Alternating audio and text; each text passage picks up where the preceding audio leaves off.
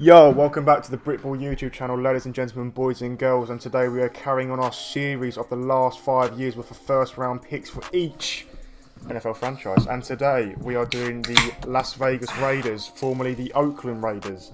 But there is a lot of picks in this video, so we are going to have to speed run through them in order to prevent the video from being longer than 15 minutes, we would say. But before we do, there's one very important announcement, and that is that if you are not subscribed to the channel, because there is a lot of views we are getting and not many subscribers, if you are not subscribed to the channel, please give us a subscribe, because it means the world to us. If you enjoy the video, we're not forcing you to. Yeah, if you enjoy the content. If you think we're too harsh on the Raiders, then please leave us a constructive comment and not a hate one. Yes. Anyway, moving on. Miami Dolphins. Let's get into the video. So, first off, we have this speedster out of Alabama, Henry Ruggs. Everyone thought, third best wide receiver in the class. But no, the Raiders, we should never forget, prioritise speed. And Henry Ruggs got taken first wide receiver, and it has been a bit of an underwhelming year. People did say, coming into the draft, he'll be plug and play, ready to go, speed kills, yada yada yada. But really, Nelson Aguilar showed him up a bit, was pretty much wide receiver one. Yep. And a bit of an underwhelming year, but he's a rookie. Well, the jury's still out on him, as it says there. We can give him a lot more time. He's got speed, he's got route running. So the only thing I'll add to that is that he came into the draft as a deep ball threat, and he has not used that in the NFL. Extra scrutiny considering he's the first round pick, the very first wide receiver taken off the board, so it does make it a little bit worse for him. But it's his rookie year; he's got time to grow. Next one. Damon Arnette. I'm not going to say too much about him because he literally sucks. He's part of the secondary policy in Raiders where if you have a lot of speed, you're automatically taken no matter who you are and what your name is and where you came from. So from Ohio State, which is a very established college, he has put up these impressive stats. Played on 32% of snaps on defense in 2020, allowing a 78.1 completion percentage, and he didn't get an interception. He missed 12 tackles, which I think was a team high. Correct me if I'm wrong. But he didn't allow a touchdown. Wow. So it's too early to say he's a mess of a pick, but he needs to be significantly better, in my opinion. And E is very fair because he sucks. I'm out on him. Every time we watch the Raiders, any sort of route with a tiny bit of complication that isn't a straight line, he bites straight away. Then there's a big game. And what I say is that he's not the only cornerback taken out of Ohio State to go to the Raiders who actually sucks. And it's a massive reach, which they love doing with all the secondary players. Moving on. Next up, another Raider unknown, pretty much 4th overall. No one thought this would happen. It was a bit of a puzzling pick at the time, and people were puzzled for the right reasons. When in that rookie year, he was pretty underwhelming. Yep. He started to pick it up this year. 2 sacks. He has only played 10 games, to be fair to him. But he's a big dude. He can work on the edge.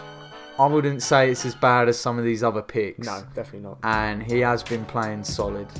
But this is a D-line that isn't that good, and it is a big need in the draft. So I wouldn't say it at such a high place that they drafted him. It hasn't been worth it.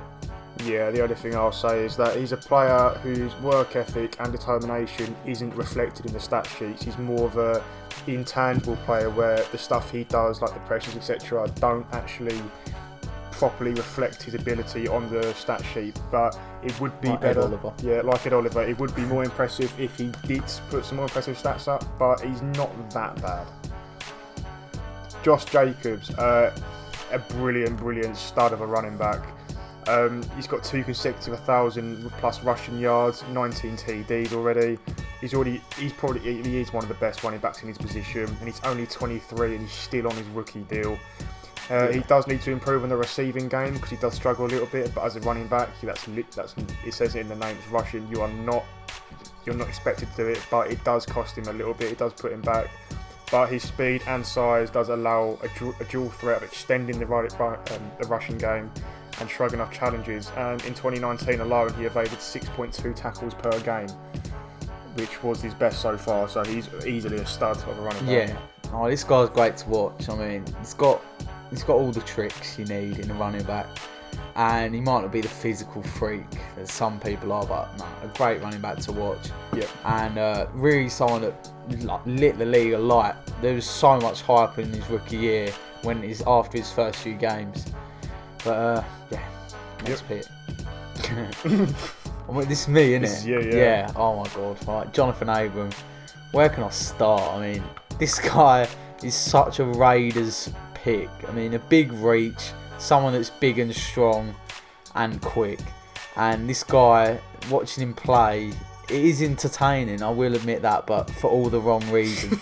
He will charge, he would bite at any sort of play. Yep. He would run up and full pelt, full speed, just try and nail someone, whether that's quarterback, running back, even the guy might not even have the ball.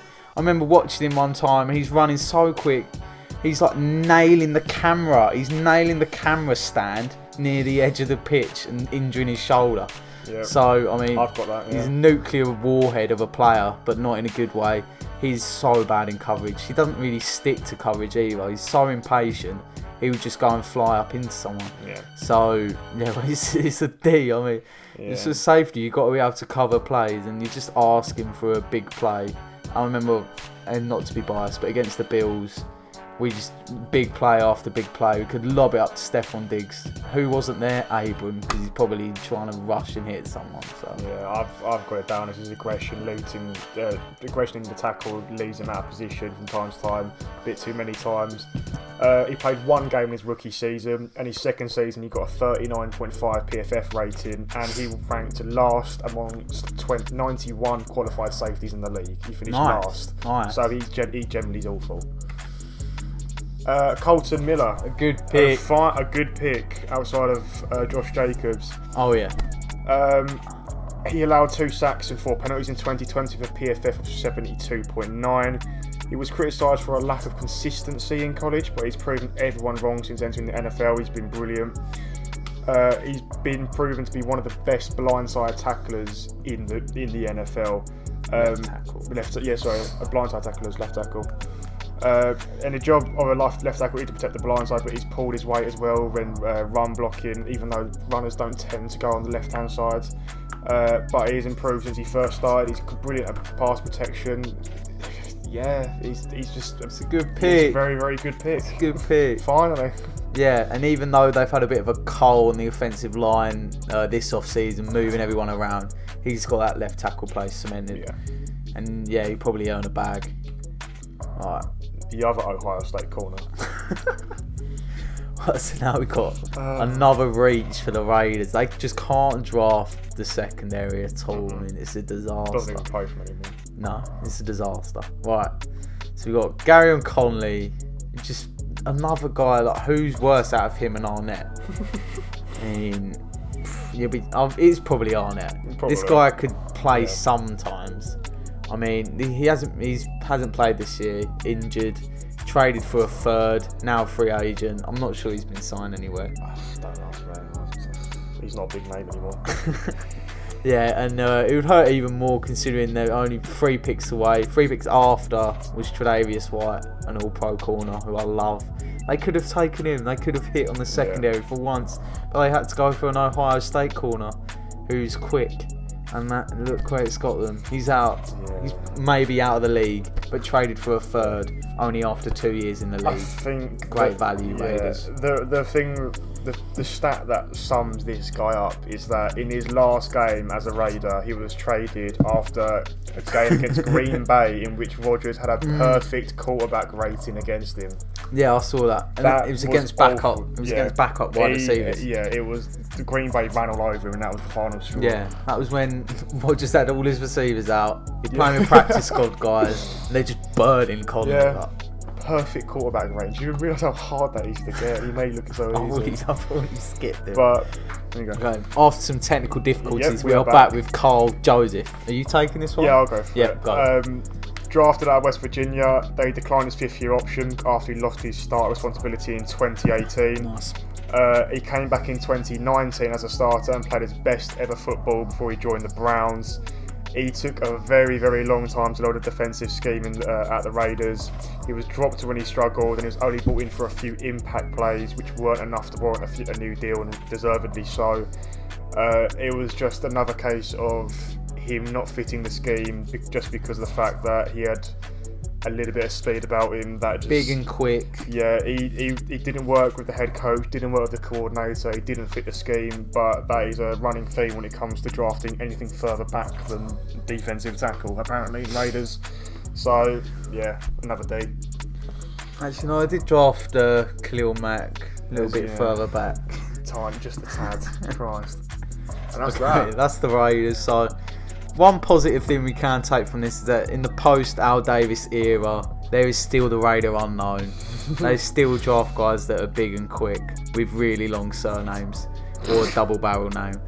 And it's always fun watching the Raiders on draft night when they pull something out of the bag. Who've got them taking this? We've got them taking the linebacker, Karamoa, or whatever his name is, but I can guarantee it'll be a linebacker that would be like third or fourth down the. Oh yeah, he's some guy you never heard of from Northwest Dakota State. They'll get the position right. They just won't get the name. Some guy from a little college who's got a double barrel name, really big and quick. But yeah, hopefully they stick to that. It's always fun to see. That was a quick video as well. We sped through that. That wasn't bad.